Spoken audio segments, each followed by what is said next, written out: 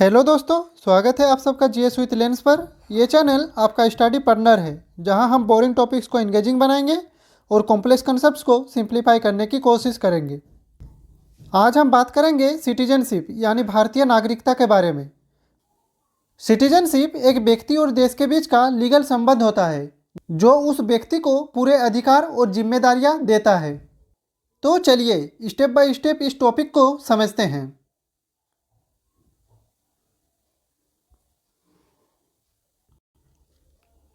सबसे पहले हम बात करेंगे सिटीजन और एलियंस के बीच का डिफरेंस। तो हर देश में दो प्रकार के लोग होते हैं, एक होता है सिटीजन और दूसरा होता है एलियन।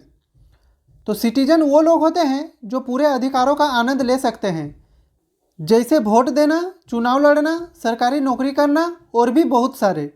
जबकि एलियंस वो लोग होते हैं जो किसी दूसरे देश के नागरिक होते हैं और उनके अधिकारों पर कुछ सीमाएं होती है।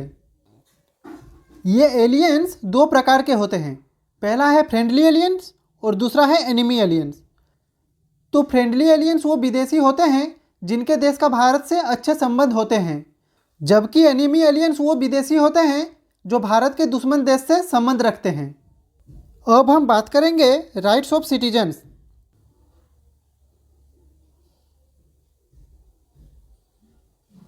तो भारतीय नागरिक को संविधान यानी कॉन्स्टिट्यूशन द्वारा कुछ विशेष अधिकार दिए गए हैं और इस वीडियो में हम 7 अधिकार के बारे में बात करेंगे। तो चलिए हर एक राइट को समझते हैं। पहला राइट है right against discrimination and it is described in article 15। यानी कि हमारे कॉन्स्टिट्यूशन के आर्टिकल 15 में यह कहा गया है कि हमारे देश में जात, धर्म, वर्ण, लिंग या जन्म स्थल के आधार पर भेदभाव नहीं होगा। नेक्स्ट राइट है right to equality in public employment and it is explained in article 16। यानी कि सभी भारतीयों को रोजगार में बराबरी का मौका मिलेगा। अब हम जाएंगे हमारे नेक्स्ट राइट पे।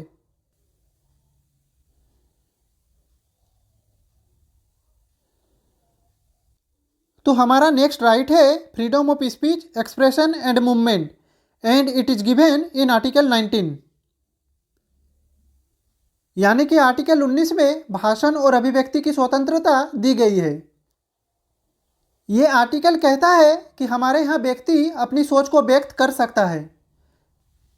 नेक्स्ट राइट है cultural and educational right which is given in article 29 and 30।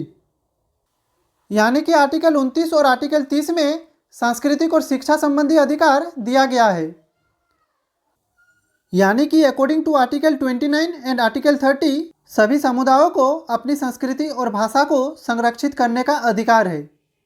Next है राइट टू वोट, यानी कि मतदान का अधिकार। तो चलिए अब हम अपना अगले राइट पर नज़र डालते हैं। हमारा नेक्स्ट राइट है right to contest in election, यानी कि चुनाव लड़ने का अधिकार। हमारा नेक्स्ट राइट है एलिजिबिलिटी फॉर हाई ऑफिसेज, यानी कि राष्ट्रपति, उपराष्ट्रपति जैसे उच्च पदों के लिए योग्यता का अधिकार। तो इस स्लाइड में हमने सिटीजन्स और एलियंस के बीच का डिफरेंस समझा और हमने सिटीजन्स के राइट्स को देखा। तो चलिए अब जाते हैं हमारे नेक्स्ट स्लाइड पे। तो इस स्लाइड में हम बात करेंगे constitutional provisions regarding to citizenship. तो चलिए शुरू करते हैं।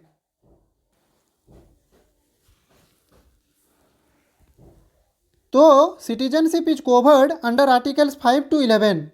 Parliament has the power to regulate citizenship via laws and the citizenship act 1955 govern citizenship in India. यानी कि पार्लियामेंट के पास ये पावर है कि वो लॉज बनाकर सिटीजनशिप को रेगुलेट कर सके। ये पावर कॉन्स्टिट्यूशन के आर्टिकल 5 से आर्टिकल 11 के अंडर आता है और सिटीजनशिप एक्ट 1955 नए नियम बनाता है जो नागरिकता प्राप्त करने और खोने के तरीकों को बताता है। तो चलिए अब देखते हैं हमारा अगला पॉइंट क्या कहता है। तो इस स्लाइड में हम बात करेंगे 1950 में भारत के नागरिक कौन थे। तो भारत के संविधान के लागू होने के समय 4 प्रकार के लोग भारतीय नागरिक बने। तो चलिए उनको थोड़ा देखते हैं।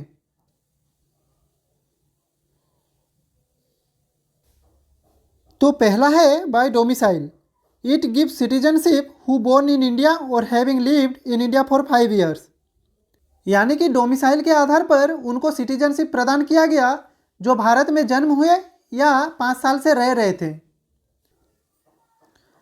नेक्स्ट है by migration and it gives citizenship to the people who migrated from Pakistan before 19 July 1948।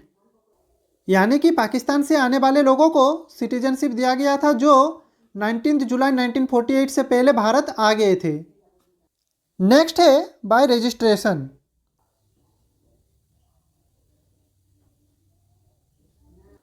तो by registration it gives citizenship to overseas Indians registered by the government. यानी कि जो ओवरसीज इंडियंस थे और भारत की विदेश मंत्रालय में पंजीकृत यानी कि रजिस्ट्रेशन हो गए, उन्हें सिटीजनशिप प्रदान की गई थी। तो नेक्स्ट है bye incorporation and it gives citizenship when a new territory becomes part of India.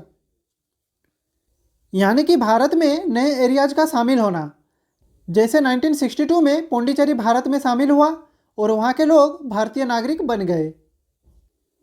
तो चलिए अब चलते हैं हमारे नेक्स्ट स्लाइड पे।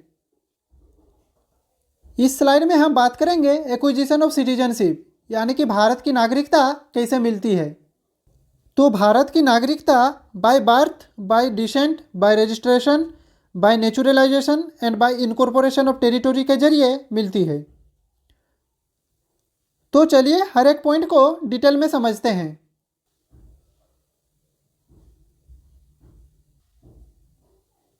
तो हमारा यहाँ पे पहला पॉइंट है बाय बर्थ, यानी कि जन्म से नागरिकता।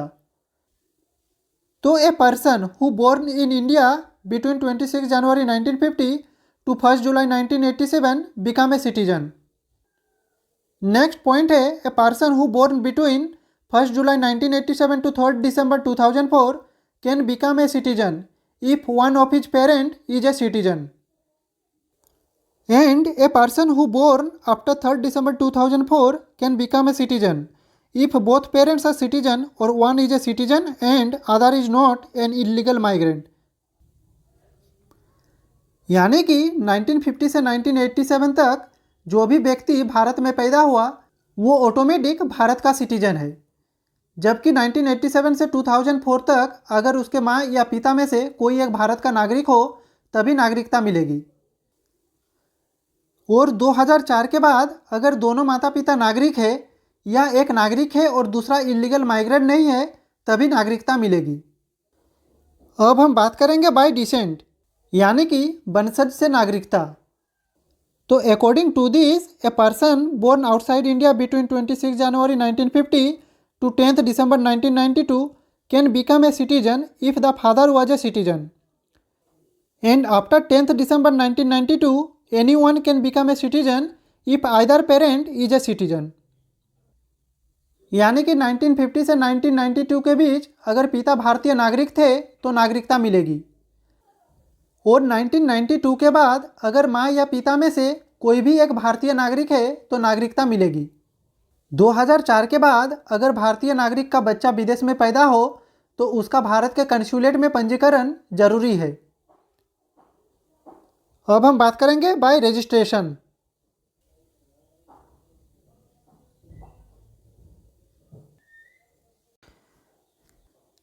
तो by registration one can apply to person of Indian origin living in India for 7 years and a foreign spouse can become a citizen of India after 7 years of residence. यानी कि 7 साल भारत में रहने वाले person of Indian origin Indian citizenship के लिए apply कर सकते हैं, और भारतीय नागरिक से शादी करने वाले लोग भी 7 साल के बाद अप्लाई कर सकते हैं। अब आता है बाय नेचुरलाइजेशन। तो by naturalization one must reside in India for 12 years to become a citizen of India and he must have good character and knowledge of a scheduled language. यानी कि अकॉर्डिंग टू नेचुरलाइजेशन 12 साल तक भारत में रहने वाले व्यक्ति Indian citizenship के लिए अप्लाई कर सकते हैं, और इसके लिए अच्छा चरित्र और किसी एक अनुसूचित भाषा का ज्ञान जरूरी है। सरकार अगर चाहे तो किसी व्यक्ति को स्पेशल परमिशन देकर नागरिकता दे सकती है। नेक्स्ट है बाय इनकॉर्पोरेशन ऑफ टेरिटोरी। तो when a foreign territory joins India, the citizens of this territory become Indian citizens. यानी कि जब कोई नए एरिया भारत का हिस्सा बन जाए तो वहाँ के लोग भारतीय नागरिक बन जाते हैं। अब हम बात करेंगे आसाम एकॉर्ड के बारे में। तो चलिए इसे थोड़ा समझने की कोशिश करते हैं।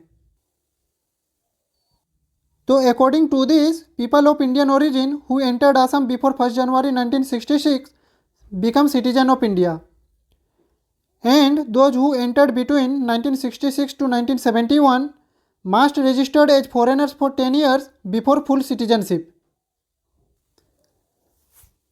यानी कि 1 जनवरी 1966 से पहले आसाम आने वाले लोग डायरेक्ट इंडियन सिटीजन बन गए, जबकि 1 जनवरी 1966 से 24 मार्च 1971 के बीच आने वाले लोग 10 साल तक फॉरेनर रहेंगे, फिर इंडियन सिटीजन बन सकते हैं। तो चलिए चलते हैं हमारे नेक्स्ट स्लाइड पे। इस स्लाइड में हम बात करेंगे लॉस ऑफ सिटीजनशिप के बारे में। तो चलिए समझते हैं इंडियन सिटीजनशिप कैसे समाप्त होती है। तो पहला मेथड है बाय रिनाउंसिएशन, यानी कि त्याग से। It means voluntarily giving up Indian citizenship, यानी कि अगर कोई व्यक्ति अपनी मर्जी से नागरिकता छोड़ दे तो उसकी नागरिकता खत्म हो जाएगी। अगर उसके 18 साल से कम उम्र के बच्चे हैं तो उनकी भी नागरिकता खत्म हो सकती है। नेक्स्ट है बाय टर्मिनेशन, यानी कि समाप्ति से। It means automatically losing Indian citizenship upon acquiring another, यानी कि अगर किसी भारतीय नागरिक ने किसी दूसरे देश की नागरिकता अपने मर्जी से ले ली तो वो भारतीय नागरिक नहीं रहेंगे। और लास्ट में आता है बाय डिप्राइवेशन, यानी कि नागरिकता रद्द करना। तो it means government can cancel citizenship due to fraud और डिसलॉयल्टी। तो अगर किसी व्यक्ति ने धोखा दिया, राष्ट्रद्रोह किया या झूठी जानकारी दी तो सरकार उसकी नागरिकता बिना मर्जी के भी रद्द कर सकती है। तो इस स्लाइड में हमने देखा इंडियन सिटीजनशिप कैसे समाप्त हो सकती है। तो चलिए आगे बढ़ते हैं। तो देखिए, भारत का सिटीजनशिप सिस्टम यूनिक है क्योंकि यह सिंगल सिटीजनशिप फॉलो करता है। इसके अलावा ओवरसीज सिटीजनशिप ऑफ इंडिया जैसी एक स्पेशल कैटेगरी भी है जो इंडियन ओरिजिन के लोगों को दी जा सकती है। चलिए इसे स्टेप बाय स्टेप समझते हैं। पहले समझते हैं सिंगल सिटीजनशिप क्या होती है।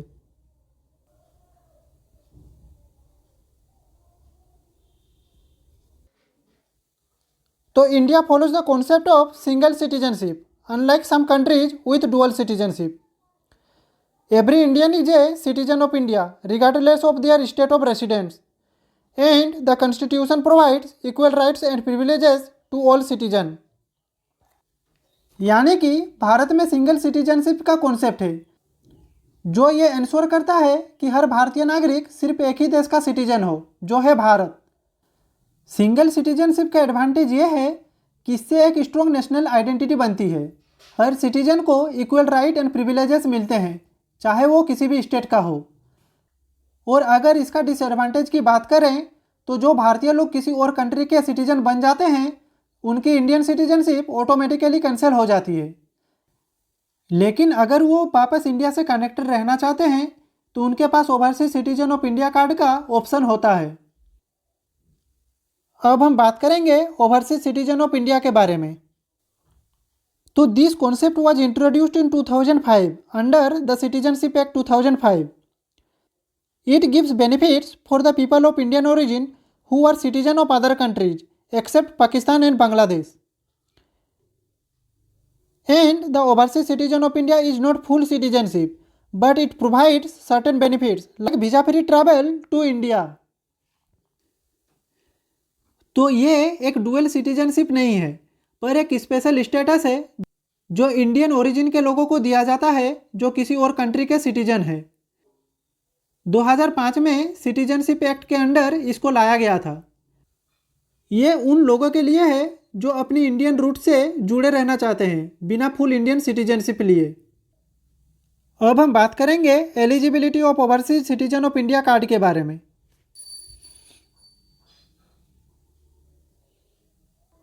तो he must be a person of Indian origin और ए चाइल्ड और grandchild of a person of Indian origin.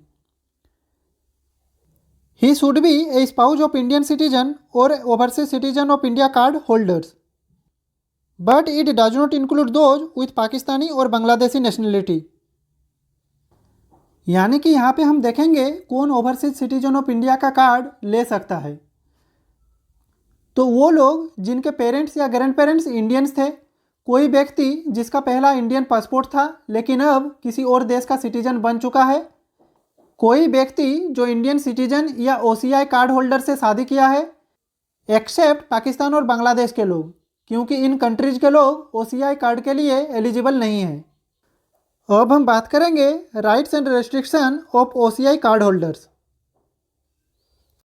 तो OCI card holders allowed multiple entry lifelong visa for India and they can own property except agricultural land. यानी कि OCI card holders को multiple entry lifelong visa की सुविधा मिलती है, यानी बिना किसी एक्स्ट्रा वीजा की ज़रूरत के भारत आना जाना हो सकता है। वो यहाँ पे प्रॉपर्टी खरीद सकते हैं एक्सेप्ट एग्रीकल्चरल लैंड या फार्म हाउस। उन्हें एडुकेशन और बिजनेस में फैसिलिटीज़ मिल सकती है, पर उन पे कुछ रेस्ट्रिक्शन भी है। तो चलिए उन रेस्ट्रिक्शन को पढ़ते हैं। तो they don't have voting rights, they can not hold government jobs, they can not contest election and they can not acquire agricultural land. यानी कि उन्हें वोटिंग राइट्स नहीं मिलते, गवर्नमेंट जॉब नहीं मिल सकती, इलेक्शन लड़ने की परमिशन नहीं है और कृषि भूमि या एग्रीकल्चरल लैंड वो नहीं खरीद सकते। ये हाई लेवल पोजीशंस जैसे जज और सुप्रीम कोर्ट, आईएएस, आईपीएस, ये सब के लिए एलिजिबल नहीं होते। तो चलिए अब चलते हैं हमारे नेक्स्ट स्लाइड पे। तो इस स्लाइड में हम बात करेंगे renunciation and cancellation of OCI and the comparison of NRI, PIO and OCI. तो सबसे पहले देखते हैं renunciation and cancellation of OCI.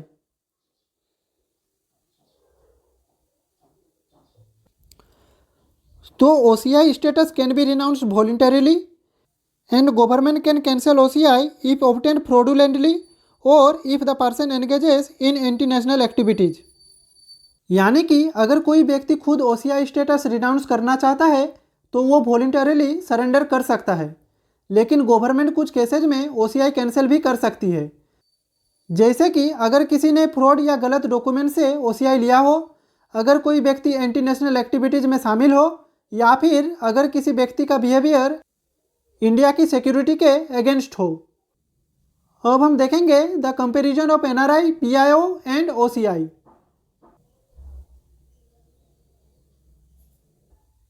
तो एनआरआई का मतलब होता है नॉन रेसिडेंट इंडियन, पीआईओ का मतलब होता है पर्सन ऑफ इंडियन ओरिजिन और ओसीआई का मतलब होता है ओवरसीज सिटीजनशिप ऑफ इंडिया।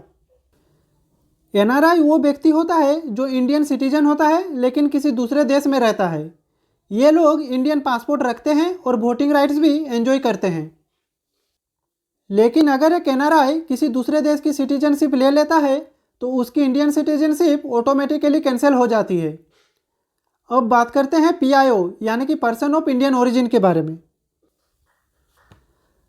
तो ये एक पहले का कैटेगरी था जो उन लोगों के लिए था जो इंडियन ओरिजिन के हैं पर किसी और कंट्री के सिटीजन हैं।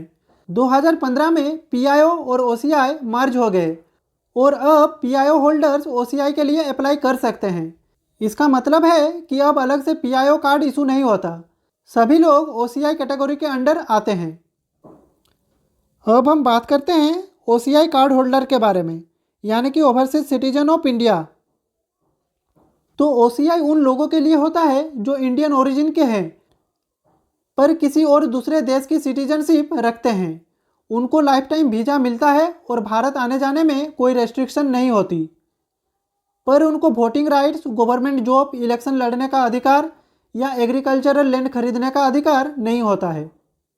तो इन 3 कैटेगरीज का अलग अलग पर्पज़ है, जिसमें एनआरआई फुल इंडियन सिटीजन होता है, PIO अब OCI का पार्ट है और OCI एक स्पेशल स्टेटस है जो इंडियन ओरिजिन के फॉरेन सिटीजन्स को दिया जाता है।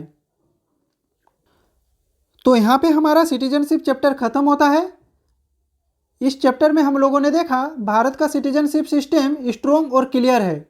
सिंगल सिटीजनशिप की वजह से नेशनल आइडेंटिटी मेंटेन होती है। OCI एक बेहतरीन ऑप्शन है उन लोगों के लिए जो इंडियन रूट से कनेक्टेड रहना चाहते हैं पर फॉरेन सिटीजनशिप भी रखना चाहते हैं।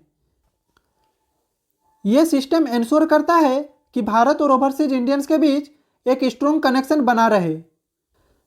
तो आज के लिए बस इतना ही।